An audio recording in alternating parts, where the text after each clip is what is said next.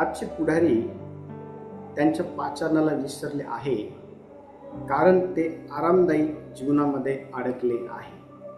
हा जो विषय आहे हा आपण काल शिकण्यासाठी जे आहे तो घेतलेला होता. आणि ह्या विषयातला जो मुद्दा क्रमांक 1 आहे तो आपण बघितला की पाचारण विसरणे म्हणजे देवाच्या कामाकडे दुर्लक्ष करणे. पाचारण विसरणे म्हणजे देवाच्या कामाकडे दुर्लक्ष करणे. आणि कशा प्रकारे आजचे पुढारी ज्या गोष्टींकरता त्यांना पाचारण करण्यात आलं ते विसरले, त्यांनी त्या पाचारणाकडे दुर्लक्ष केलं आणि आज देखील ते त्या पाचारणाकडे लक्ष केंद्रित करून त्याप्रमाणे चालण्याच्या अनुषंगाने त्या भूमिकेत यायला तयार नाहीये.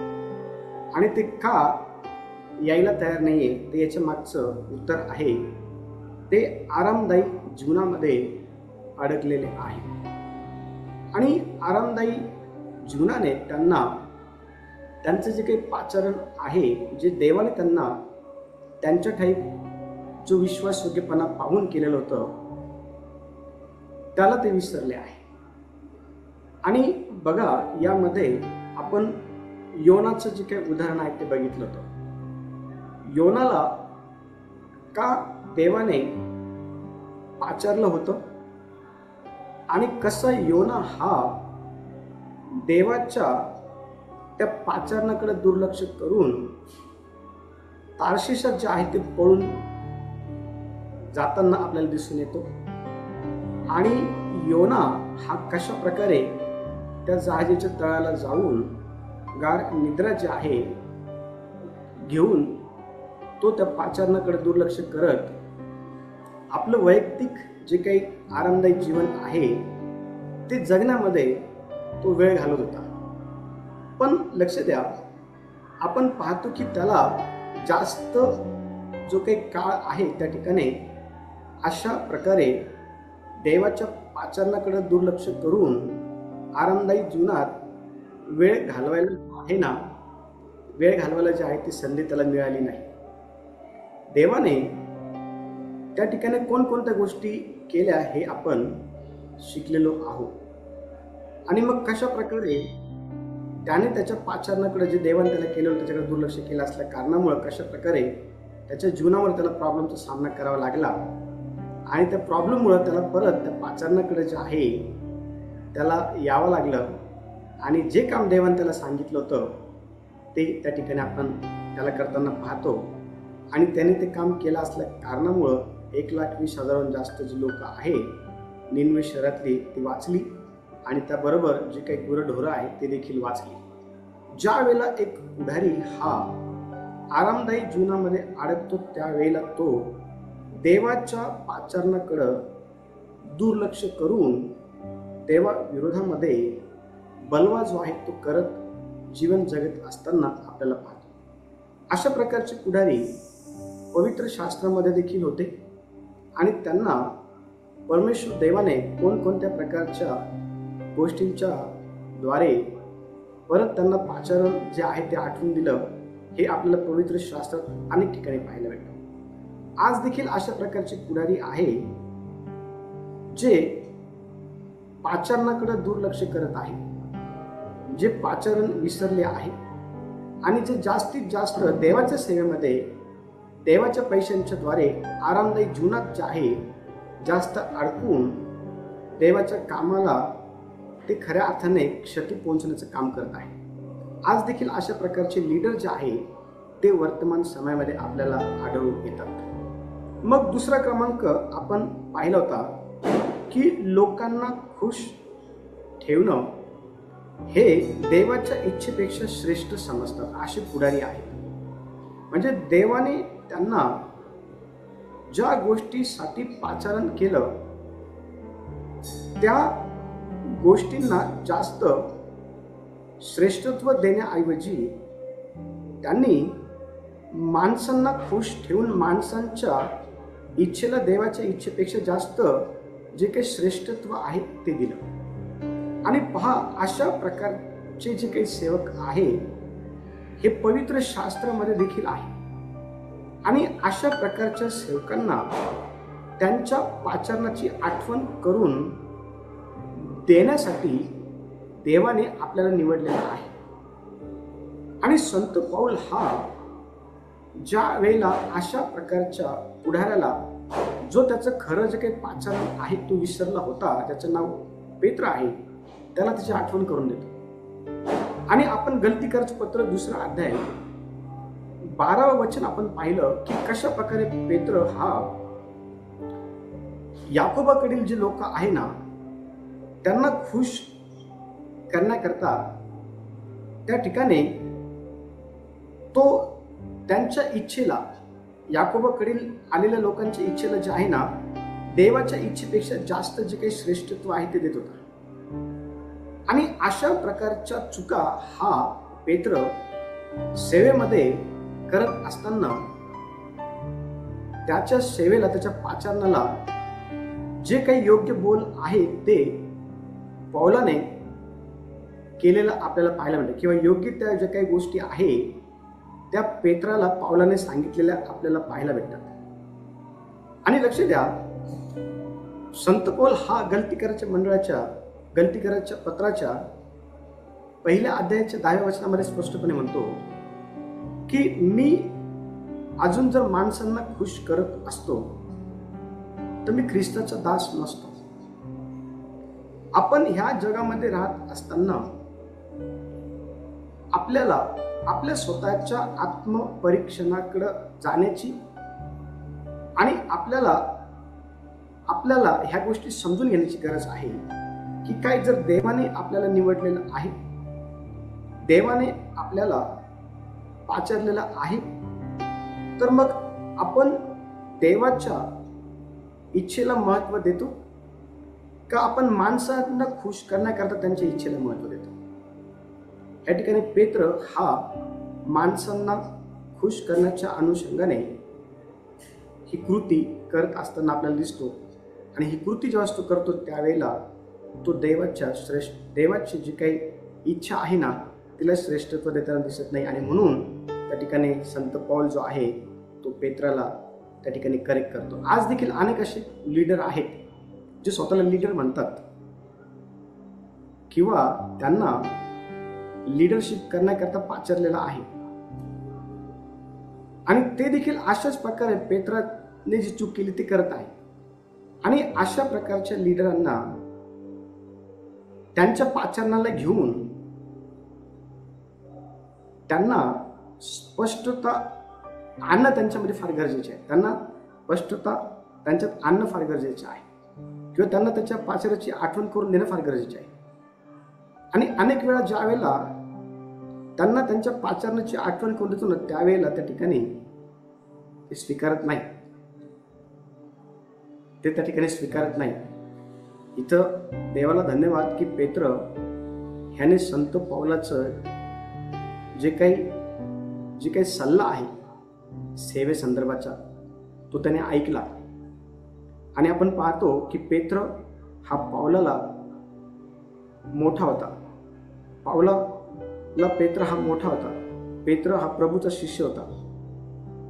पौलाने पेत्रसारखं प्रभू सोबत जे आहे ना सहवासात राहिलेला नव्हता. आणि बघा, एक लहान शिष्य ह्या मोठ्या अनुभवी शिष्याला जे आहे ना त्याच्या पाचनाला घेऊन काय करत माहिती का, त्याच्यातली कमतरता दाखवायचा प्रयत्न करतो.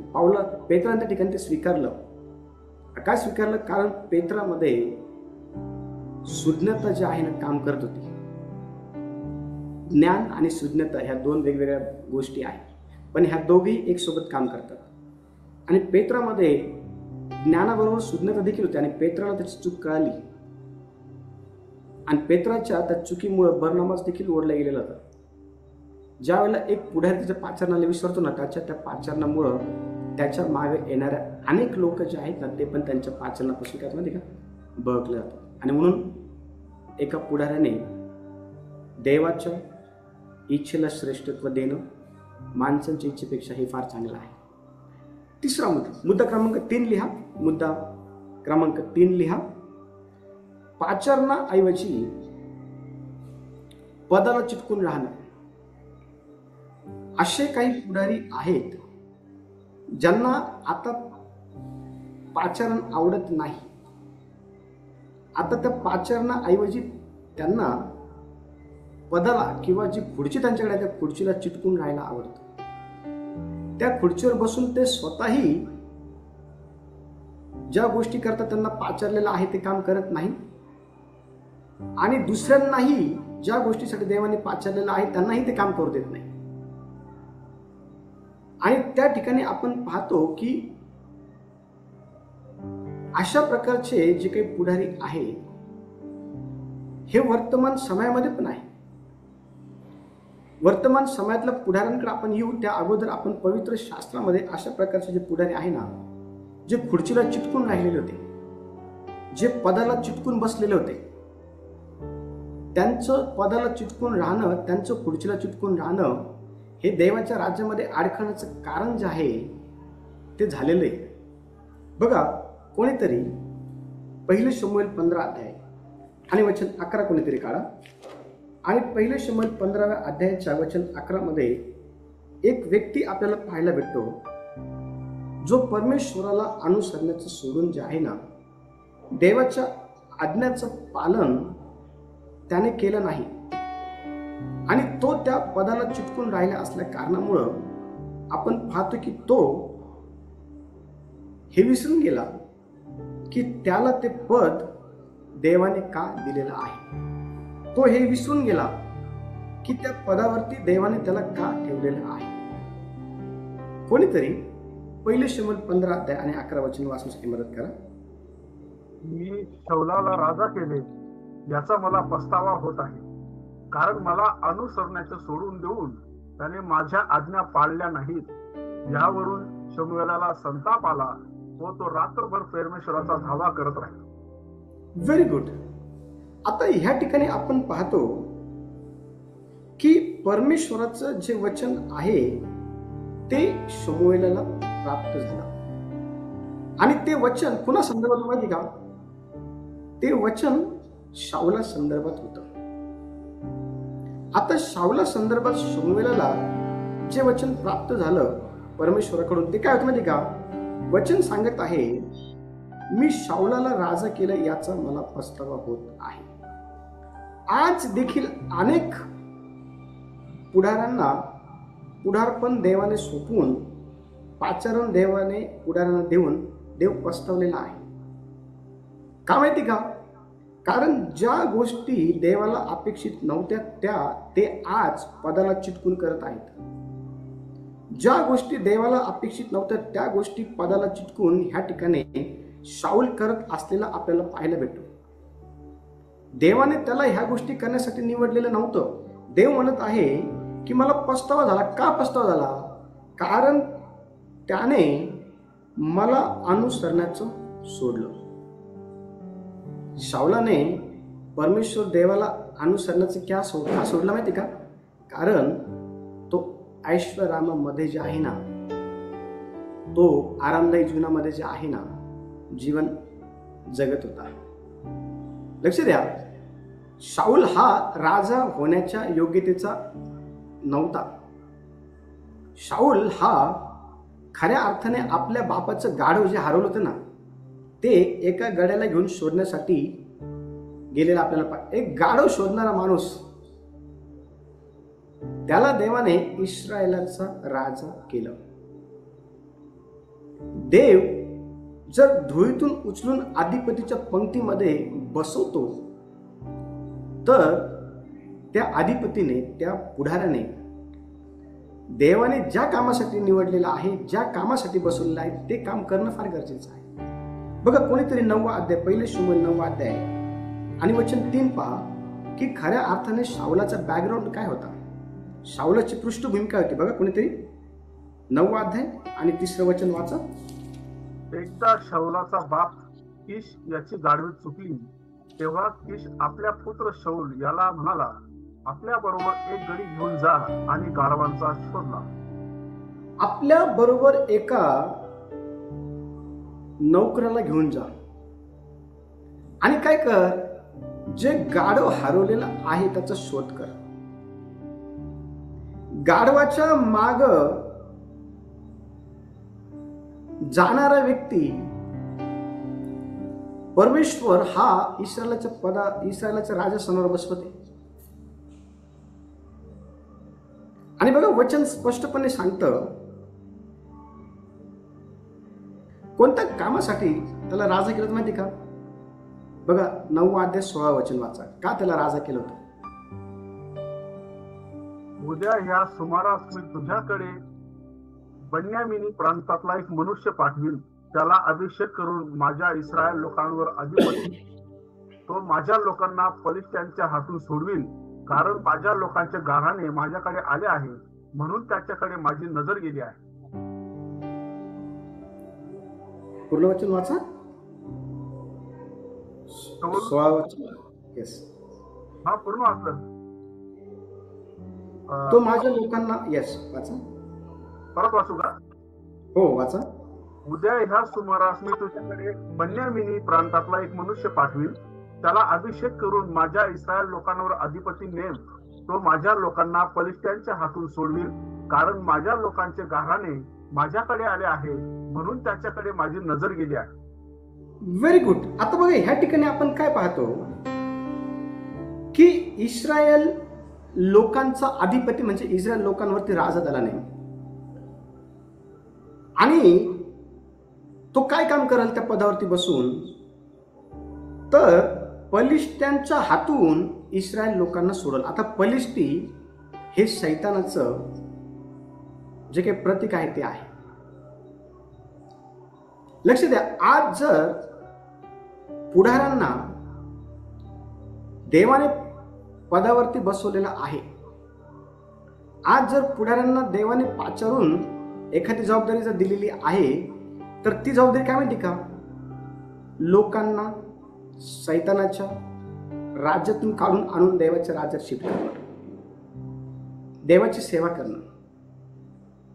ह्या ठिकाणी शाऊलाला जे काम सोपवलं होतं ना, ते काम त्या ठिकाणी त्यांनी केलं नाही. त्याने परमेश्वर देवाला अनुसरण्याचं सोडून दिलं. त्याने परमेश्वर देवाच्या ज्या काही आज्ञा होत्या ना, त्या पाळणं सोडून दिलं. त्याने बलिष्ठांपासून परमेश्वर देवाच्या लोकांचं संरक्षण करणं सोडून दिलं. आज देखील अशा प्रकारचे पुढारी सेवेमध्ये असलेले आपल्याला पाहायला भेटतात, ज्यांनी खुर्चीला चिटकून राहण्याकरता वेगवेगळ्या प्रकारचे धार्मिकतेचे मुखवटे जे आहेत ते घातलेले आहेत. आणि ते लोकांना फसवतात, पण ते देवाला पण फसवण्याकरता मागे पुढे विचार करत नाही. ज्या कामासाठी त्यांना जबाबदारी दिलेली आहे, ज्या कामासाठी त्यांना पाचारलेलं, ज्या कामासाठी त्यांना पद दिलेलं आहे ना, त्या पदावरती राहून ते देवाचं काम करत नाही. ते स्वतःच्या ऐश्वर्यारामाचं काम, ते स्वतःच्या आरामदायी जीवनाचं काम अनेक चुकीच्या गोष्टी करून करत आहेत. आणि बघा ह्या ठिकाणी आपण काय पाहतो, शमूएलाला हेच वचन प्राप्त झालं परमेश्वराच्या शाऊलाबद्दल की मला पस्तावा येतो ह्या व्यक्तीला पदावरती बसून. मला पस्तावा येतो ह्या व्यक्तीला पदावरती बसून. का? कारण हा व्यक्ती पदावरती बसून मी सांगेल त्या प्रकारे काम मुळीच करत नाहीये. उलट हा माझ्या राज्याचं खच्चीकरण करत आहे. उलट हा माझ्या लोकांचं आत्मिक जे काही नुकसान आहे ते करत आहे, मानसिक नुकसान करत आहे, पारिवारिक नुकसान करत आहे. माझ्या लोकांचं जे आहे ना, खऱ्या अर्थाने ह्या व्यक्तीने माझ्या लोकांना वीट आणलेला आहे. तुम्हाला माहिती का, ह्या ठिकाणी वचन स्पष्टपणे सांगतं की त्याला राजपदावरून झुगारून टाकण्याच्या पहिले शाऊलाने त्या ठिकाणी जे आहे, शमूएलाने त्या ठिकाणी परमेश्वराचा धावा केला आणि त्या ठिकाणी तो रात्रभर जे आहे ना, तो शाऊला करता परमेश्वर देवाकडे मध्यस्थी करत रात्रभर. पण तुम्हाला त्याचा फायदा नाही झाला. काही एक फायदा नाही झाला. जेव्हा वेळ होती ना, तेव्हा शाऊलाने परमेश्वराच्या सेवकाचं ऐकून परमेश्वराला अनुसरलं पाहिजे होतं. परमेश्वराच्या सेवकाचं ऐकून परमेश्वराचे जे काही आज्ञा आहे त्याचं पालन करायला पाहिजे होतं, पण त्यांनी नाही केलं. काय झालं माहिती का, त्याला आता खुर्चीवरून हाकलून देण्यात आलं, तरी गेला नाही. बाबा येणार दिवसामध्ये शिकू आपण कशा प्रकारे त्याने अतिशयोक्तीपणा केला आणि त्याचं मरण फार वाईट झालं. येणार दिवशी आपण शिकणार आहोत. ज्या वेळेला पुढारी अतिशयोक्तीपणा देवाच्या राज्यामध्ये करतात ना, त्यावेळेला परमेश्वर देवाचे विचार, परमेश्वर देवाची योजना ह्या त्या पुढाऱ्याला जो भ्रष्ट आहे, देवाला अनुसरत नाही, त्याविषयी वेगळे असतात. येणार दिवशी आपण शिकणार आहोत. आपण काय पाहतो ठिकाणी की शाऊलाने परमेश्वराला देवाला अनुसरलं नाही, त्याच्या आज्ञा त्याचं पालन त्याने केलं नाही. आणि बघा वचन स्पष्टपणे सांगतं, 1 शमूएल 15 अध्याय 19 ते 21 पहा. त्या ठिकाणी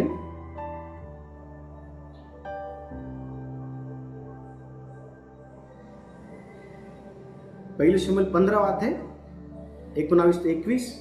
असे असता तू परमेश्वराचा शब्द का ऐकला नाही? तू लुटीवर झडप घालून परमेश्वराच्या दृष्टीने जे वाईट ते का केलेस? शाऊल शमूएलाला म्हणाला, मी तर परमेश्वराचा शब्द पाळला आहे. परमेश्वराने मला पाठवले त्या मार्गाने मी गेलो आणि अमालेक्यांचा अगदी संहार करून त्यांचा राजा अगाग याला घेऊन आलो आहे. पण ज्या लुटीचा नाश करायचा होता तिच्यातून लोकांनी उत्तम उत्तम वस्तू म्हणजे मेंढरे गोरे ही तुझा देव परमेश्वर याला गिलगाल येथे यत्न करण्यासाठी राखून ठेवले आहे. Very good. आता बघा ह्या ठिकाणी आपण काय बघत आहोत की परमेश्वर देवाने शाऊलाला आज्ञा केलेली होती की जा आणि जाऊन संपूर्ण अमालेक्यांचा संहार कर. बघा वचन 3 वाचा, 2 आणि 3 ब्रह सुभाष. सेनाधीश म्हणतो, इस्रायल मिस्रातून येत असता अमालेक मार्गात त्यांच्यावर हल्ला करण्यासाठी टपून बसून त्यांच्याशी कसा वागला त्याचे मला स्मरण आहे. तर आता जाऊन अमालेकास मार दे, त्यांच्या सर्वस्वाचा विध्वंस कर, त्यांची पुरुष अर्भके तान्ही बाळे बैल मेंढरे उंट आणि गाढवे या सर्वांचा संहार कर. ह्या सर्वांचा संहार कर ही परमेश्वर देवाची आज्ञा होती. आणि बघा देवाचे सांगत आहे की शाऊलाने परमेश्वराचा शब्द ऐकला नाही. त्याने स्वतःच्या ऐश्वर्याकरता त्या ठिकाणी लुटीतील काही जो भाग आहे ना तो चोरून घेतला. स्वतःच्या सुख सोयीकरता, स्वतःच्या ऐश्वर्याकरता देवाच्या सेवेचा जो काही पैसा आहे ते चोरतात लोक. पुढारी लोक अशा प्रकारचे आता बंड स्वरूपाचे झालेले आपल्याला पाहायला भेटतात. वचन सांगत आहे शाऊल जो आहे ना, शाऊलाची योग्यता ही मुळीच नव्हती पुढारी होण्याची, पण परमेश्वर देवाने त्याला ते पुढारपण दिलं यासाठी की अमालेकीपासून त्याने त्याच्या लोकांचं संरक्षण करावं, पण त्याने ते केलं नाही. परमेश्वराची होती की अमालेकाचा समूह नाश करावा, त्याने ते केला नाही. त्याने त्या ठिकाणी परमेश्वराचा शब्द जो आहे ना तो त्याने पाळला नाही. त्याने अमालेकांचा अगदी संहार केला नाही. ज्या काही त्याच्या स्वतःच्या फायद्याच्या गोष्टी होत्या ना त्याने त्या ठिकाणी राखून ठेवल्या. आणि तो त्या ठिकाणी आहे ना एवढं सर्व देवाला न आवडणाऱ्या गोष्टी केल्यानंतर ही अपेक्षा ही करत होता की मी पदावरच राजा म्हणून राहील, मी पदावरच पुढारी म्हणून राहील, मी पदाला चिटकून राहील. आज देखील अशा प्रकारचे पुढारी आहेत जे देवाच्या सेवेमध्ये चोऱ्या करतात, देवाच्या सेवेमध्ये खोटं बोलतात, देवाची सेवा ही स्वतःचं ऐश्वर्याचं जीवन म्हणून पदाला चिटकून ते खोटा मुखोट धार्मिकतेचं घालून हे दाखवण्याचा, हे भासवण्याचा प्रयत्न करतात की आम्ही देवाची सेवा करत आहोत. पण लक्ष द्या, अंतःकरण पारखणारा परमेश्वर आहे.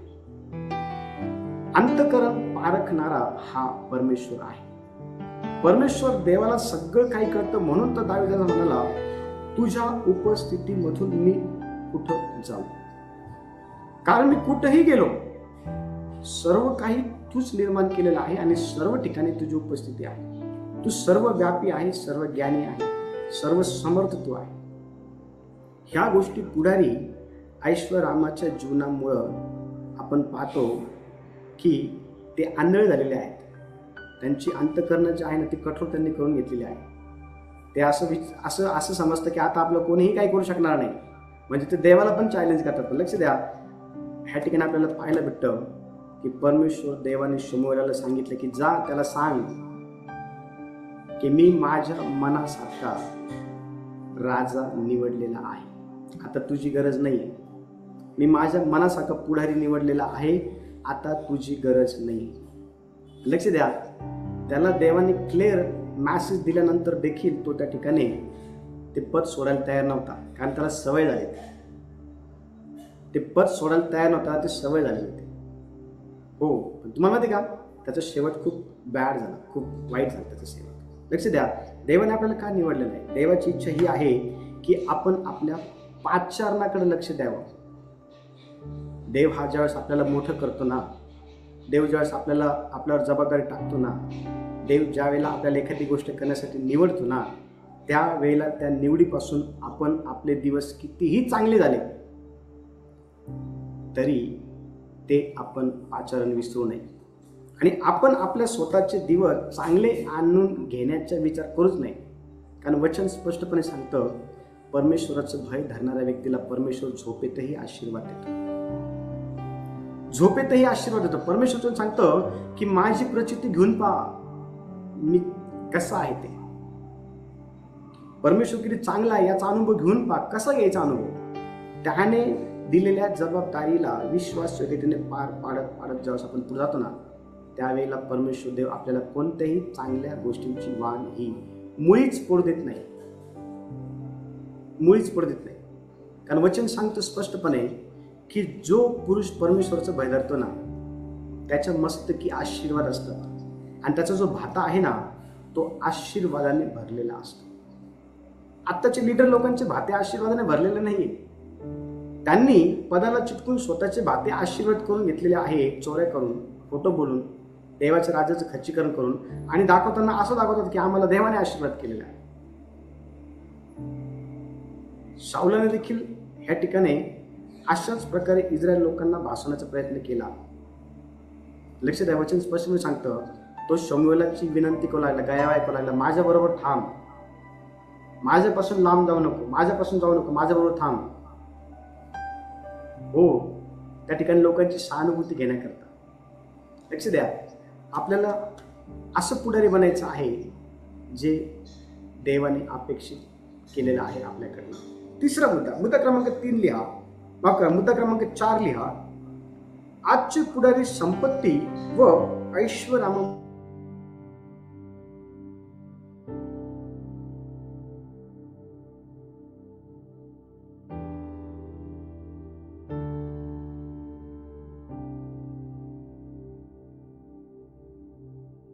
पुढारी आहेत ना, जे पुढारी आहेत ते संपत्ती व ऐश्वर्यामुळं त्यांचं जे पाचारण आहे ते विसरतात. आणि बघा, आपण ज्या वेळेला मत्तेचं पुस्तक 6वा अध्याय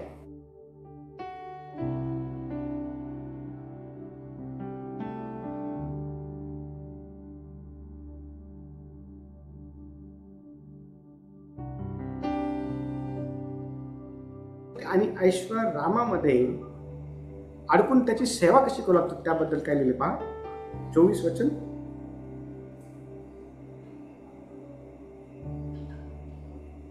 मत्ते 6:24.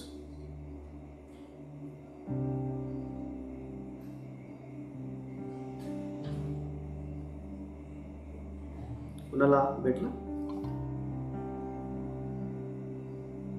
पास्टर रिपीट सांगता का? मत्ते 6:24.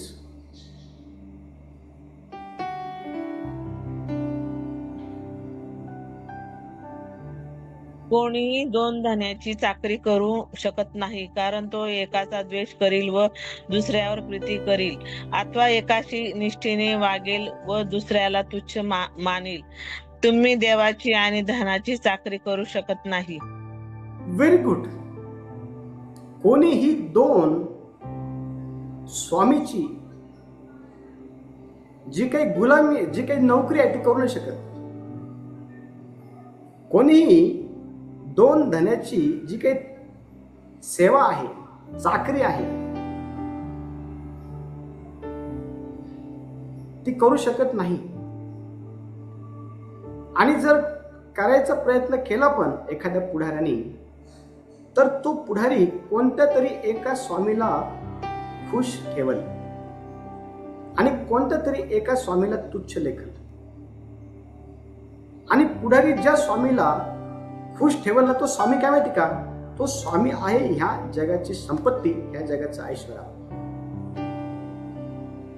ज्या वेळेला पुढारी जगाच्या गोष्टींमध्ये अडकतो ना, संसाराची चिंता, बघा मत्तयाचं पुस्तक आपण काढू, 4था अध्याय, मत्तयाचं पुस्तक 4था अध्याय आपण काढू. आणि त्या ठिकाणी आपण पेरणी करणाऱ्याचा जो काही दाखला आहे तो त्या ठिकाणी दिलेला आहे. पेरणी करणारा पेरावयास निघाला आणि पेरत असताना काही जे बी आहे ते कशा प्रकारे, कोणीतरी 13वा अध्याय काढा, माफ करा, 13वा अध्याय, मत्ते 13 आणि कोणीतरी 22 वचन वाचा, वचन 22 आणि 23. काटेरी पेरलेला तो आहे की तो वचन ऐकतो, परंतु संसाराची चिंता व द्रव्याचा मोह वचनाची वाढ खुंटवतात आणि तो निष्फळ होतो. येस. आता बघा ह्या ठिकाणी काय पाहायला भेटतं? आज ज्या व्यक्तींना देवाने सेवा करण्यासाठी पाचारलेलं आहे, ज्या पुढाऱ्यांना देवाने जबाबदारी दिलेली आहे, त्या जबाबदारी बरोबर प्रामाणिक राहायला पाहिजे. आणि ज्याने जबाबदारी दिली त्याच्याबरोबर प्रामाणिक राहायला पाहिजे. पण आत्ताचे पुढारी आपल्याला अशा प्रकारे देवाबरोबर आणि त्यांना देण्यात आलेली जबाबदारी आहे तिच्या बरोबर प्रामाणिक राहताना दिसत नाही. तर ते कोणत्या गोष्टीवर प्रामाणिक माहिती का? संसाराची चिंता, द्रव्याचा मोह, ऐश्वर्य, धन, जगाच्या सर्व प्रकारचे. लक्ष द्या, ह्या गोष्टींमध्ये ते जास्तीत जास्त आपण पाहतो की अडकलेले आहे. आणि म्हणून ह्याच गोष्टींनी त्यांना त्यांचं पाचारण यापासून जे आहे ना भरकटून टाकलेलं आहे. वचन सांगतो कोणीही 2 धनाची चाकरी करू शकत नाही, 2 धनाची सेवा करू शकत नाही. पण आज पुढारी करत आहे. पडद्याच्या मागून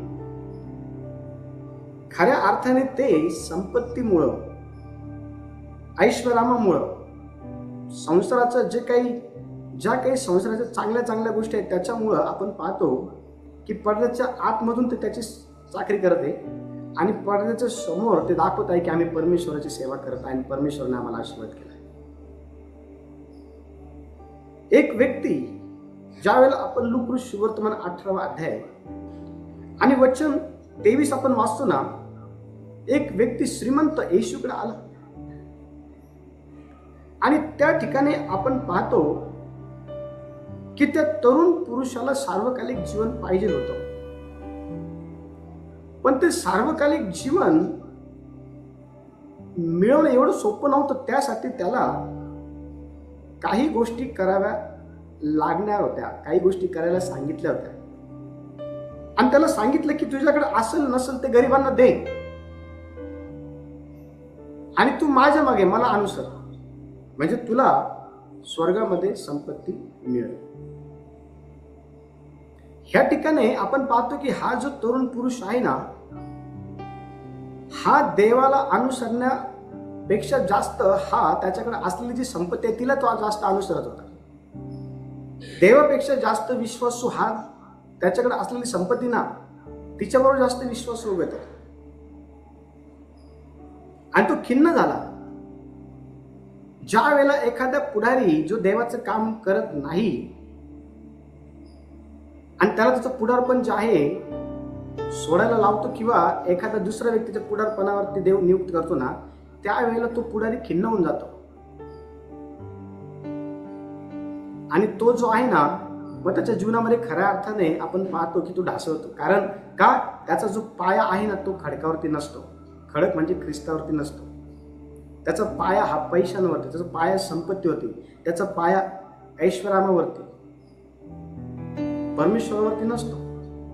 लक्ष द्या, वचन स्पष्टपणे सांगते की परमेश्वर देवाने माणसाला सर्व काही देण्याचे आशीर्वाद जे आहे ना ते कबूल केलेले आहे. वचन सांगतं ज्यावेळेस आपण प्रभूची प्रार्थना म्हणतो ना, त्या ठिकाणी अतिशय स्पष्टपणे आपल्याला हे पाहायला भेटते की हे आमचे स्वर्गातील बापा, आमची रोजची भाकर आज आम्हास दे. हो, वचन सांगतं जर बाप स्वतः वाईट असून मुलांना चांगलं देणं समजतं, तर स्वर्गातील बाप हा किती अधिक विशेष करून तुम्हाला चांगलं देणग्या दिल्याशिवाय राहणार नाही, तो देईल. पण आज लीडर जे आहे ना, हे देवाच्या सेवेपेक्षा जगाच्या गोष्टींमध्ये जास्त प्रामाणिकता जे आहे ते दाखवतात आणि स्वतःच्याच वैयक्तिक फायद्याच्या गोष्टी करून घेतात. आणि असं करून ते देवाकरता, देवाच्या राज्याकरता आणि जे लोक देवामध्ये आहेत त्यांच्याकरता फार मोठं अडखळाचं कारण ते ठरतात. बघा वचन बघा, आपण लूक 18 अध्याय आणि वचन 23 काय म्हणत आहे. लूक 18 अध्याय आणि वचन 23.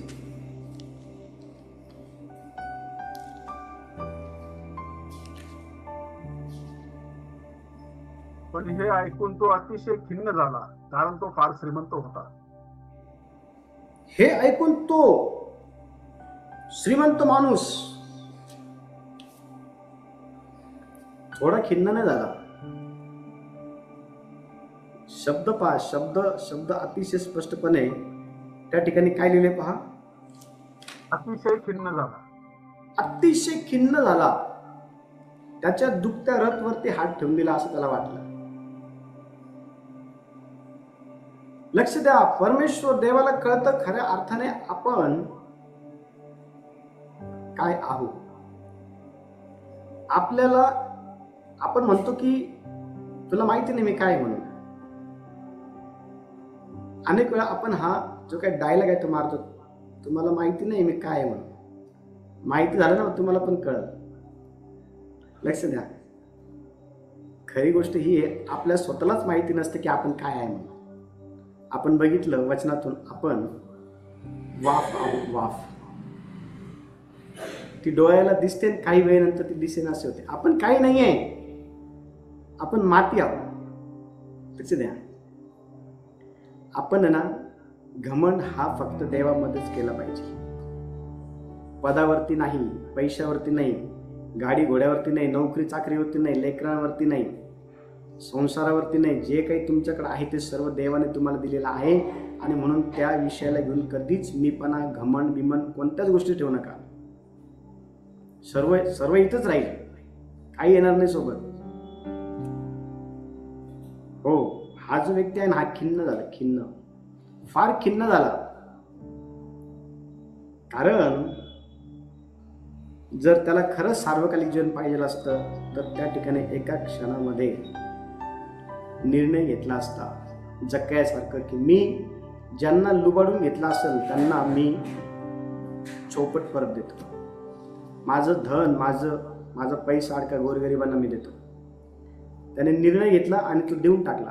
आणि मग वचन सांगतं हाही अब्रामाचा वंश आहे. आज या घराला तारण प्राप्त झालं आहे. आत्ताचे लीडर चेंजेस नकोय त्यांना कोणी आरसा दाखवावा, त्यांना कोणी चूक दाखवावी त्यांना ते नकोय. त्यांना जर कोणी जर चूक दाखवली ना तर त्यांना असं वाटतं की हे ढवळाढवळ करतात, चूक स्वीकारत नाही, लपायचे कामं करतात. येशू जो आहे ना, येशूने सरळ सरळ शास्त्री, परुषी, सदुकी जे आहे ना त्यांना त्यांच्या चुका दाखवल्या. अहो चुना लावलेल्या कबरांनो, तुम्ही वरतून फार सुंदर दिसत पण आतून जे आहे ना सडलेला वास आहे, मेलेला आहे, सर्व काय किडे पडलेले आहे. येशू अनेक गोष्टी त्यांना उद्देशून सांगायचा, बोलायचा. तुम्ही स्वतःही स्वर्गामध्ये जात नाही आणि जे जाऊ पाठवत त्यांनाही जाऊ देत नाही. वचन स्पष्ट सांगतं, आज देखील अशा प्रकारचे पुढारी आहेत, आज देखील अशा प्रकारचे लीडर आहेत जे जास्तीत जास्त देवाला आणि देवाच्या गोष्टींना प्राधान्य देण्याऐवजी लोकांच्या गोष्टींना प्राधान्य देतात. स्वतःच्या ऐश्वर्याकडे जास्त ते विश्वासू आहेत. संपत्ती मध्ये त्यांचं मन लागलेलं आहे. यहूदा इस्करियोत असाच होता. त्याला देखील निवडलं होतं सेवा करण्यासाठी 12 पैकी एक. तुम्हाला माहिती का, त्याने येशूच्या चांगल्या जीवनाच्या वस्त्राकडे लक्ष दिलं नाही. वचनाकडे अजिबात नाही. मेलेले जिवंत होत आहे, काही करत नाही. मुख्य बोलते, आंधळे बघत आहेत, लंगडे चालतायत, त्याला काही घेणं देणं नव्हतं. त्याला फक्त एकाच गोष्टी घेणं देणं नव्हतं, कोण येशूच्या सेवेमध्ये पैसा आणून देतं आणि कधी तो पैसा मी चोरतो. त्याला एवढंच त्याला माहिती होतं. आणि त्याने इथपर्यंत मजल मारली चोरीची की त्याने येशूला सुद्धा विकून टाकले पैशासाठी. येशूला सुद्धा त्याने जे आहे ना पैशासाठी जे आहे ते विकून टाकले. लक्ष द्या, म्हणजे त्याला ह्या गोष्टीसाठी निवडलेलं नव्हतं. यहूदा इस्करियोत याला ह्या गोष्टी यहूदा इस्करियोतने कराव्या यासाठी त्याला निवडलं होतं सेवा करण्यासाठी. बघा मत्तयाचं पुस्तक 28वा अध्याय, मत्तय 28वा अध्याय, आणि कोणीतरी मला वचन वाचते मध्ये करा. 16 वचन, 17, 18 आणि 19. इकडे 11 शिष्य गलिलात जो डोंगर येशूने सांगून ठेवला होता त्यावर गेले आणि त्यांनी त्याला तेथे पाहून नमन केले. तरी कित्येकांना संशय वाटला. तेव्हा येशू जवळ येऊन त्यांच्याशी बोलताना म्हणाला, स्वर्गात आणि पृथ्वीवर सर्व अधिकार मला दिलेला आहे. तेव्हा तुम्ही जाऊन सर्व राष्ट्रातील लोकांना शिष्य करा. त्यांना पिताच्या, पुत्राच्या व पवित्र आत्म्याच्या नावाने बप्तिस्मा द्या. जे काही मी तुम्हाला आज्ञा केले ते सर्व त्यांना पाळण्यास शिकवा. आणि पहा, युगाच्या समाप्तीपर्यंत मी सर्व दिवस तुमच्या बरोबर आहे. Very good. आता इथे बघा 16 वचन काय म्हणते, 11 शिष्य निवडले किती होते? 12. पण जो 12व्या क्रमांकाचा होता ना, त्याने त्याच्या पाचारणाला घेऊन विश्वासयोग्यता जी आहे ना येशूला दाखवली नाही. देवाच्या सेवेमध्ये आलेला पैसा जो आहे ना तो चोरत बसला. आणि एक वेळ अशी आली की त्याने जीवनाच्या प्रभूला पण 30 रुपयाला करता धरून दिलं. पण तुम्हाला माहिती का त्याचा शेवट काय झाला? वचन सांगतं की त्याने जाऊन गळफास घेतला. जर त्याने हे काम केलं नसतं चोरी करण्याचं, त्याने जर जीवनाच्या प्रभूला धरून दिलं नसतं तर ह्या ठिकाणी 11च्या ऐवजी 12 असतं. तेव्हा 12 शिष्य गालिलात असं असं तिथं. पण इथे किती माहिती का? 11. इकडे 11 शिष्य गालिलात. तो एक मेला. तो जो आहे ना देवाशी प्रामाणिक नव्हता. तो जो आहे ना त्याला अनेक संधी उपलब्ध होत्या त्याच्या पापाचा पश्चाताप करण्याच्या, पण त्याने पश्चाताप केला नाही. आणि बघा वचन सांगतं आत्ताचे जे पुढारी आहेत ना ते पाचरणाला का विसरले आहे? कारण त्यांना संपत्तीची आणि ऐश्वर्याची त्यांना जास्त जे आहे ना ओढी लागलेली आहे.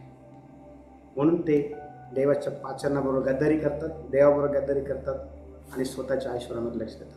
देवा या वचनाच्या द्वारे सर्वांना आशीर्वादित करा. यावेळेला आपण आपले डोळे बंद करूया.